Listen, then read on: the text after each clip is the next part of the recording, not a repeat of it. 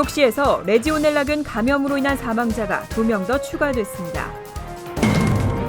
미국 최대 통신사인 버라이즌이 2년 약정 제도를 완전히 폐지한다고 밝혔습니다. 이상은 이 시각 주요 뉴스입니다. 여러분 안녕하십니까? KBN 뉴스입니다. 어제 뉴저지 팰리세이드 팍 부시장으로 임명된 이종철 부시장이 오늘부터 공식 업무에 들어갔습니다. 이 부시장은 오늘 한인 언론 기자들과 간담회를 가진 자리에서 올해 안으로 코리아웨이가 조성될 수 있도록 노력하겠다고 말했습니다. 금홍기 기자입니다. 뉴저지주 팰리세이드 팍 브로드 애비뉴입니다. 뉴저지의 대표적인 한인타운으로 한인 주민이 전체의 50%를 차지할 뿐 아니라 브로드 애비뉴는 한인 상점들이 질비하게 늘어서 있습니다. 한인 사회가 펠팍타운에 브로드 애비뉴를 코리아웨이로 변개해 줄 것을 요청했지만 이렇다 할 성과를 거두지 못하고 빈번히 실패로 돌아갔습니다. 조만간 펠팍에도 코리아웨이가 공식 탄생할 것으로 전망되고 있습니다. 새롭게 부임한 이종철 부시장은 코리아웨이 조성을 위해 본격적인 논의가 이루어지고 있는 상황이며 위원회를 곧 구성해 시의회에 조례안을 곧 상정할 계획이라고 밝혔습니다. 제임스 로톤도 시장도 이 문제와 관련해 긍정적으로 검토하고 있다며 조사가 끝나는 대로 빨리 추진될 수 있도록 힘을 보태겠다는 뜻을 전했습니다. 또 이 부시장은 펠팍 공립학교의 설날 공휴일 지정 문제도 의회에서 통과될 수 있도록 추진하고 있다고 말했습니다. 조금 이제 부시장이라면은 좀 시장하고 굉장히 가까운 이제 그런 위치가 됐으니까 이제 앞으로 커뮤니티에서 해야 되는데 요즘 이슈가 되는 그 코리안웨이 한국 그거를 좀 시장하고 긍정적으로 얘기했으니까 하여튼 뭐 좀 추진하도록 해보겠습니다. 한편 제임스 로톤드 펠팍 시장은 버겐 카운티 검찰이 수사하고 있는 노쇼샵 의혹에 대해 자신의 결백을 증명할 수 있는 수많은 증거들을 가지고 있다며 아무 문제가 없다는 입장입니다. The entire investigation is silly and politically motivated. I'm not concerned about it in the least, except for the expense to the taxpayers of Palisades Park. I am proud of the work I have done as supervisor at the Board of Education and look forward to continuing in that capacity. 로튼드 펠팍 시장은 마이클 폴라타 민주당 위원장이 자신을 끌어내리기 위해 거짓된 모함을 하고 있다고 주장하고 있어 검찰의 수사 결과에 귀추가 주목되고 있습니다. KBN 뉴스 금홍기입니다. 민주당의 유력 대선 주자인 힐러리 클린턴 전 국무장관이 학자금 대출의 부담을 줄이기 위한 공약을 발표했습니다. 10년 동안 총 3,005억 달러를 투입하고 공립대학의 학비는 전액 면제해야 한다고 강조했습니다. 힐러리 클린턴 전 장관은 10일 오후 뉴햄프셔 엑스터에서 열린 지역 주민 대상 토론회에서 대학 학자금 개선 공약을 발표했습니다. 공약에는 연방정부가 4년제 공립대학 재학생들을 위해 각 주에 총 1,750억 달러를 보조금으로 지급하는 내용이 포함됐습니다. 또 보조금을 지급받은 주는 고등교육 관련 예산을 삭감하지 못하도록 하고 이미 학자금을 빌린 대학생들은 현재보다 낮은 금리에 대출로 갈아탈 수 있도록 허용합니다. 이외 졸업생들은 자신의 소득에 따라 차별화된 대출 상환 계획을 이행할 수 있도록 하는 내용도 포함됐습니다. 이를 위해 힐러리 전 장관은 대출 상환금이 소득의 10%를 넘을 수 없는 제한선을 둬야 한다고 밝혔습니다. 또 각급 공립대학의 경우 학비를 전액 면제해야 한다고 강조했습니다. 이와 같은 공약은 다수당인 공화당의 지지를 얻지 못하면 좌초할 가능성이 크지만 초당적으로 대학생들의 학자금 대출 문제가 워낙 심각하다는 공감대가 형성돼 있어 의외로 쉽게 의회의 문턱을 넘을 수 있을 것으로 전망되고 있습니다. 퀸즈 플러싱 노던 블러바드 선상에 추진 중인 코리아타운 플라자 프로젝트가 갈수록 난항을 겪고 있습니다. 지역 주민의 반대에 이어 이제 지역 정치인까지 반대의 목소리를 높이고 있습니다. 지역 주민단체에 이어 시민단체들과 지역 정치인까지 코리아타운 프로젝트 저지 움직임에 가세하고 있습니다. 토니 아벨라 뉴욕주 상원 의원은 10일 세계 시민단체와 함께 코리안타운 플라자 조성 예정지인 레오나드 스퀘어에서 기자회견을 열고 코리안타운 플라자가 조성된다면 교통체증 등을 유발시킬 가능성이 높다며 강력하게 반대했습니다. 아벨라 의원은 플라자 조성을 위해 루즈벨트 애비뉴를 막는다면 노던 블러바드에서 좌회전하려는 차량이 증가해 교통체증이 늘어날 것이라고 지적했습니다. 또 뉴욕시 교통국이 적절한 사전 조사와 주민들의 의견 수렴 과정을 거치지 않았다고 덧붙였습니다. 하지만 아벨라 의원은 플라자 프로젝트를 추진한 시교통국을 비난하는 것이지 이번 프로젝트를 제안한 퀸즈 한인회를 비난하는 것은 결코 아니라고 설명했습니다. 퀸즈 한인회는 지난해부터 이번 프로젝트를 추진해 2차례의 원데이 플라자와 1차례 주민 워크샵을 실시했습니다. 다음 달에는 2차 주민 워크샵이 개최되고 프로젝트 성사 여부는 9월 말 커뮤니티 보드 7의 투표로 최종 결정됩니다. 뉴욕시에서 레지오넬라균 감염 사태가 진정 국면에 들어섰나 싶었는데요. 이로 인한 사망자 수가 2명이 더 추가됐습니다. 사망자는 총 12명으로 늘어났고 감염자는 113명을 기록했습니다. 뉴욕시 보건국은 10일 레지오넬라균 감염에 의해 폐질환을 앓던 환자 2명이 사망했다고 발표했습니다. 지난달 10일 브롱스 지역에서 레지오넬라균 감염이 집단 발생한 이래 현재 감염 확진자 수도 총 113명으로 늘어났습니다. 지난주 비상사태를 선포한 뉴욕시는 병균 확산 지역 건물들에 대한 대대적인 감염균 서식 여부에 대한 의무 검사를 실시했습니다. 그 결과 브롱스 남부 지역 161개 건물의 냉각탑 가운데 39곳에서 레지오넬라균이 발견됐습니다. 이에 따라 보건당국은 시 전역을 대상으로 빌딩 내 냉각탑에 대한 의무 검역을 시행한다는 응급 처방을 내놓았습니다. 지난 주말에는 5일 동안 추가 감염자가 발생하지 않았다며 사태가 진정 국면에 들어갔다고 발표한 바 있습니다. 하지만 10일 추가 사망자 2명이 발생하면서 시민들의 불안감은 계속 높아지고 있습니다. 전국적으로 최저임금을 인상하는 방안이 추진되고 있습니다. 하지만 현재 연방 최저임금도 못 받고 일하는 근로자는 전국 170만 명에 달했습니다. 강력한 단속 없이는 최저임금 인상도 소용없다는 지적이 나오고 있습니다. 최근 뉴욕과 LA, 시애틀 등지에서는 최저임금을 시간당 15달러로 인상하는 방안이 추진되고 있습니다. 하지만 전국 170만 명에 달하는 노동자들은 여전히 7달러 25센트인 연방 최저임금도 보장받지 못하는 것으로 나타났습니다.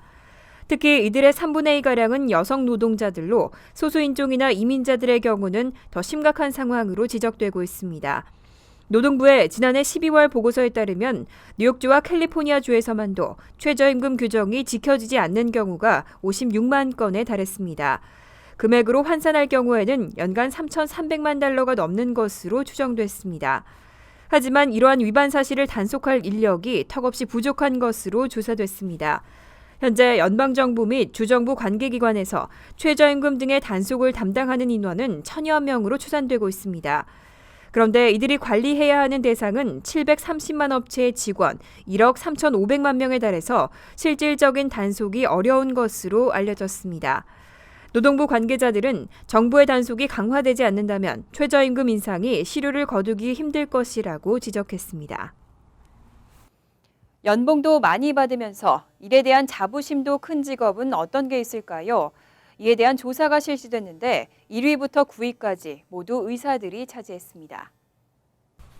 급여 전문 조사 업체 페이스케일은 미국의 453개의 직업 종사자를 대상으로 연봉 수준과 자신의 일이 세상을 좋게 만든다고 생각하는지 여부를 조사했습니다.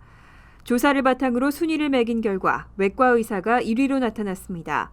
연봉에는 기본 급여와 보너스, 팁과 수수료 등만 포함됐고 주식이나 은퇴 후 혜택, 현금 외 보상 등은 제외했습니다. 외과 의사 연봉의 중간값은 30만 4천 달러였고 자신의 일이 세상을 좋게 만들기 때문에 의미 있다는 응답은 96%에 달했습니다. 이어 2위는 마취과 의사로 연봉은 27만 3천 달러, 직업에 대한 자부심은 91%로 나타났습니다. 3위부터 9위까지도 모두 의사들이 차지했습니다. 정신과 의사와 내과 의사, 산부인과 의사, 일반 의사와 소아과 의사, 치과 의사, 발 전문의 등의 순이었습니다. 한편 최고 경영자는 의사 직업 외에 유일하게 10위 이내에 들었습니다. 그동안 통신사들은 고객들에게 휴대폰 보조금을 지원하는 대신 2년 약정 가입을 의무화했는데요. 버라이즌이 이 약정 제도를 폐지한다고 밝혔습니다. 휴대폰 보조금 역시 없어집니다. 티모빌에 이어 미국 최대 통신사인 버라이즌이 2년 약정 제도를 완전히 폐지한다고 밝혔습니다. 버라이즌은 오는 13일부터 휴대전화를 출고 가입하는 대신 고객이 약정 없이 매월 통신요금만 납부하는 요금제를 시행합니다. 이와 같은 요금제 시행으로 13일부터 버라이존 신규 가입자는 휴대전화를 출고가에 미리 구입하던지 아니면 2년간 할부로 나눠내야 합니다. 보조금이 폐지되면서 가입자들의 전화기 구입비는 크게 늘어나는 셈입니다. 요금제는 데이터 사용량에 따라 스몰과 미디움, 라지와 엑스트라 라지로 4가지이며 한 플랜에 스마트폰을 포함해 총 10개의 기기를 등록할 수 있습니다. 데이터 사용 패턴에 따라 일부 소비자들에게는 통신요금 부담이 더욱 가중될 것으로 전망됩니다. 지난 2013년에는 T모빌도 2년 약정제를 폐지한 바 있습니다. 이와 같은 움직임이 통신업계 전반에 확산되고 있습니다. 버라이존뿐만 아니라 AT&T도 휴대전화 보조금 지급과 2년 약정제를 단계적으로 폐지한다고 밝혔습니다. 뉴욕시 소음 문제가 갈수록 심각해지고 있습니다. 지난 7월에는 소음 관련 민원이 역대 최고를 기록했습니다. 지난 7월 한 달간 뉴욕시 민원 정보 서비스인 311에 신고된 소음 관련 민원 신고는 17,962건을 기록했습니다. 역대 최고치로 4분마다 한 건씩 소음 관련 민원 신고가 접수된 셈입니다.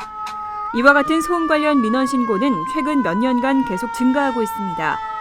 지난달 소음 관련 민원 신고는 지난해 같은 기간에 16,886건보다 6.3% 늘어났고 지난 2013년 7월에 11,024건에 비하면 62.9% 증가했습니다. 특히 길거리 소음에 대한 신고가 크게 늘면서 지난달에는 7,651건으로 지난해 같은 기간에 5,029건에 비해 52.1% 늘어났습니다. 이와 같은 현상에는 큰 폭으로 늘어난 각종 건설 공사가 가장 큰 원인으로 지적됐고 밤늦게까지 계속되는 파티로 인한 소음과 음악 소리도 주요 원인으로 꼽혔습니다.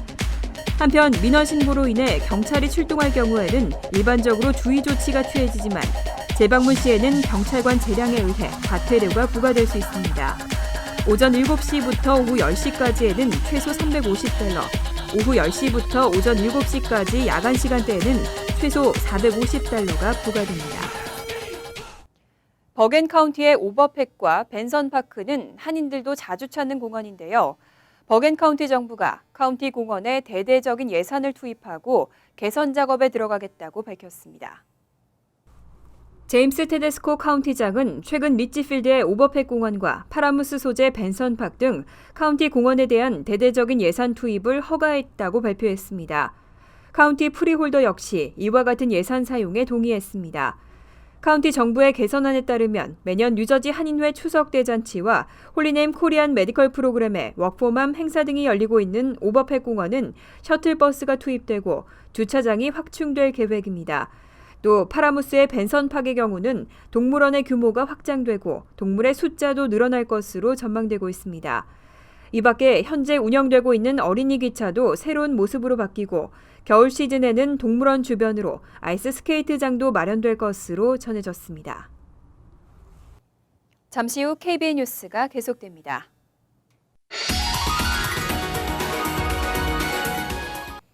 이어서 LA 지역 한인사회 소식입니다. 지난 6월 말 두 청년이 미 전국의 위안부 문제를 알리겠다면서 자전거 대륙 횡단에 나섰는데요. 지난 4일 시카고에 도착했습니다. 광복절을 앞두고 두 청년의 외침이 미 전국에 퍼지고 있습니다. 김정균 기자의 보도입니다.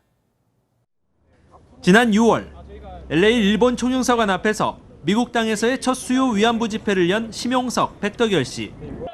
80일간의 자전거 횡단에 나선 두 청년이 지난 4일 시카고에 도착해 다음 날 미국에서의 두 번째 수요 집회를 열었습니다.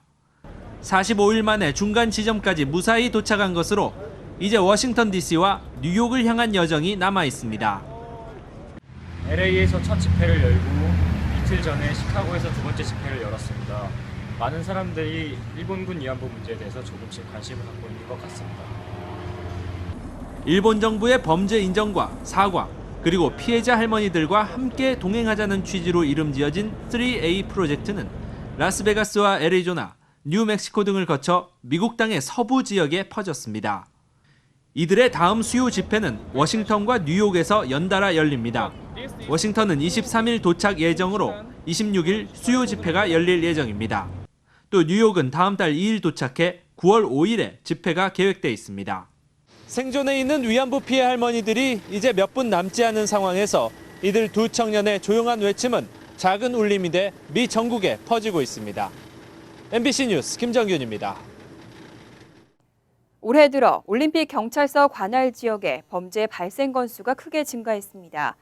한인타운의 치안을 담당하는 올림픽 경찰서 서장을 만나 한인타운 범죄 관련 대응책에 대해 알아봤습니다. 김지은 기자의 보도입니다. 올림픽 경찰서가 지난 3일 발표한 범죄 발생 현황 통계에 따르면 올해 초부터 7월 18일까지의 강력 범죄는 총 656건. 이는 지난해 같은 기간의 539건에 비해 21.7% 늘어난 수치입니다. 이 가운데 지난달 타운 내에서의 차량 절도 사건은 42건으로 현재 올림픽 경찰서가 집중적으로 단속을 벌이고 있는 대상입니다. For it, last week we specifically talked about, the stolen cars. People are stealing cars, and we're up this year in the Olympic area 14% over last year. So, obviously we're concerned about that. 차량 절도 사건을 피하기 위해선 스트릿 파킹을 되도록 삼가고 차 안에 기중품을 두지 말아야 합니다. 아파트 파킹랏에 들어갈 때에는 게이트가 열릴 때 뒤에 따라오는 차가 없는지 확인해야 하고 차량 안에 개인정보가 담긴 서류들의 보관도 삼가야 합니다. And those documents, including registration, can sometimes be used for other crimes like identity theft or other crimes like that. So, people should be careful what they keep inside their cars. 타운 내 술집의 새벽 2시 이후 주류 판매와 도우미 고용 문제는 타운 내 불법 영업의 고질적인 병폐로 여전히 단속 대상이 되고 있습니다. 불법 주류 판매로 인한 적발 건수는 한 달 평균 15건. 지난주에도 타운 내 3곳이 적발돼 주인과 종업원 등 3명이 기소되기도 했습니다. That creates a lot of problems for us. Obviously, people drink too much, and then they could get into fights, or they could be sexual assaults, or driving drunk is also a possibility. 반면 지난 3개월 동안 도우미 문제로 인해 적발된 건수는 한두 건. 올림픽 경찰서는 단속이 실효를 거두고 있다며 앞으로 관계 당국과 협력해 업주들의 교육에 나설 것이라고 밝혔습니다. 한인타운 치안을 전담하는 올림픽 경찰서가 범죄 예방에 효과를 거두기 위해선 한인 사회의 적극적인 협력은 불가분의 관계가 되고 있습니다. TVK 뉴스 김지은입니다. 월드리포트입니다. 멕시코 마약 조직의 두목인 구스만이 감옥에서 탈출한 지 벌써 한 달째입니다. 여전히 행방이 묘연한데요. 구스만을 영웅시하는 여론 때문에 당국이 체포에 더 애를 먹고 있습니다. 멕시코시티의 한 시장. 옷가게 주인이 요즘 제일 잘 팔리는 티셔츠를 들고 흥정을 합니다. 품절 사태까지 빚고 있는 이 티셔츠에는 멕시코 최대의 마약왕 호아킨 구스만의 얼굴이 담겨 있습니다. 심지어 원하는 사진으로 맞춤 제작을 주문하는 사람들도 있습니다.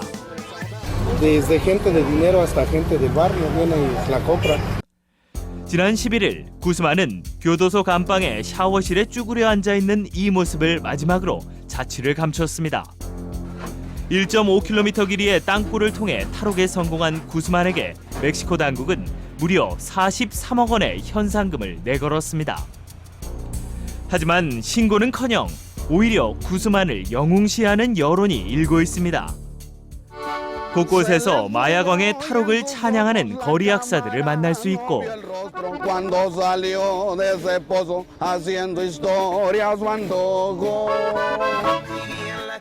인터넷에는 구스만을 향한 헌정 뮤직비디오가 넘쳐납니다.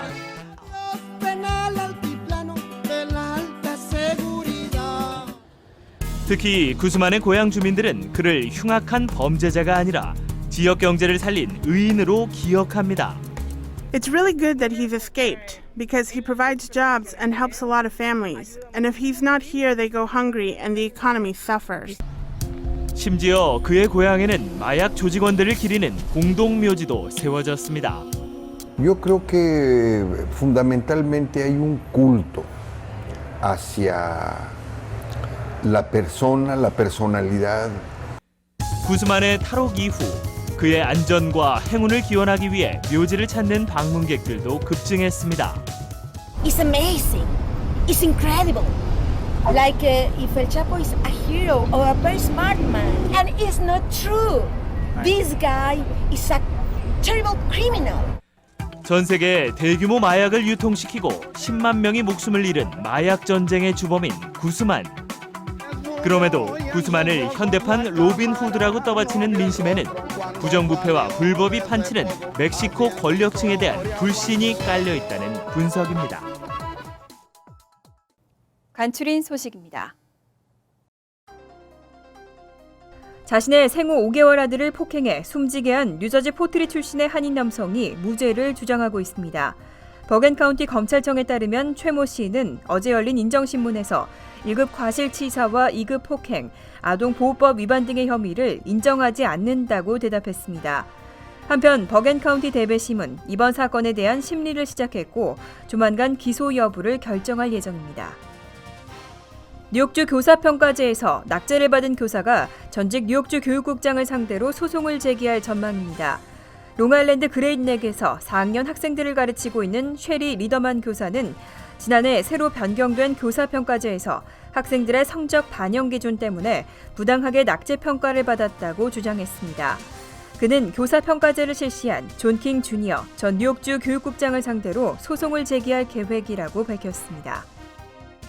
맨하튼 한인타운 인근에 다목적 쉼터가 문을 열었습니다. 펜스테이션 옆 33가와 7번가 인근에 들어선 플라자 33은 10월 11일까지 운영됩니다. 앞으로 이곳에서는 매일 한두 차례 재즈와 클래식, 팝 뮤지션들의 공연과 요가, 살사 댄스 등이 무료로 진행됩니다. 특히 매주 토요일에는 오전 11시부터 패밀리 펀데이 행사가 진행되고 오후 5시부터는 어린이, 8시부터는 어른을 위한 영화의 밤 행사가 이어집니다. 설창 앤드류 박 변호사 장학재단이 제3회 장학금 수상자를 발표했습니다. 재단은 19일 오전 11시 플러싱 대동연회장에서 장학금 수여식을 열고 8명에게 총 $3,000씩을 지불할 계획입니다. 재단은 올해는 총 114명이 지원했다며 앞으로 더 많은 학생에게 혜택이 돌아갈 수 있도록 노력할 것이라고 밝혔습니다. 환율과 증권 소식입니다.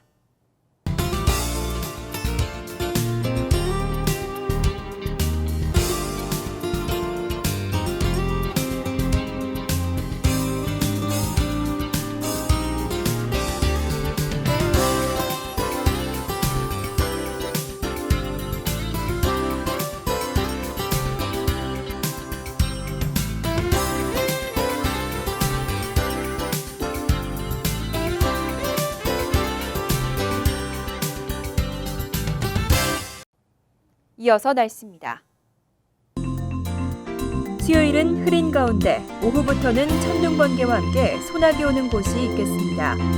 낮 최고 기온은 83도, 섭씨 28도, 밤 최저 기온은 66도, 섭씨 19도로 예상됩니다. 목요일은 대체로 화창하고 습도도 떨어지겠습니다. 금요일은 화창하지만 밤에는 소나기 지나는 곳이 있겠습니다. 이상으로 KBN 뉴스를 마칩니다. KBN과 함께 즐거운 저녁 되시기 바랍니다.